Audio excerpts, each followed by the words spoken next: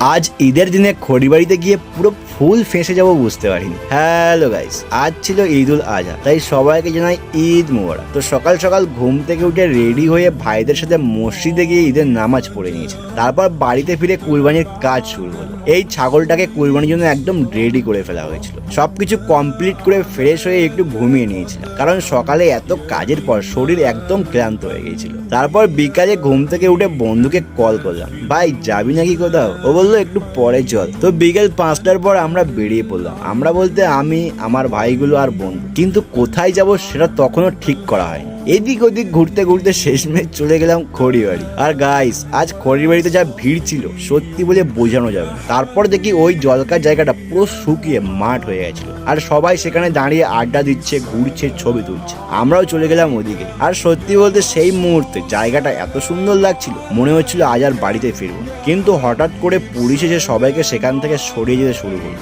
আর ঠিক তখনই শুরু হলো বৃষ্টি। ভাবলাম একটু দাঁড়িয়ে যাই, কিন্তু কিছুক্ষণ পর দেখি বৃষ্টি একদম হালকা হয়ে গেছে। তাই আর দেরি না করে আমরা বাড়ির দিকে রওনা দিলাম। কিন্তু কালিয়ানি পর্যন্ত আসতেই বৃষ্টি পুরো বন্ধ। তার জন্য আমরা ঢুকে গিয়েছিলাম কালিয়ানির সেই ভাইরাল ক্যাফেতে, চাউমিন, রোল আর গরম গরম চা। আর তারপর আমরা বাড়িতে চলে এসেছিলাম। আর এই ছিল আমাদের ঈদের দিন। তো তোমাদের ঈদ কেমন কাটলো কমেন্টে অবশ্যই জানিও।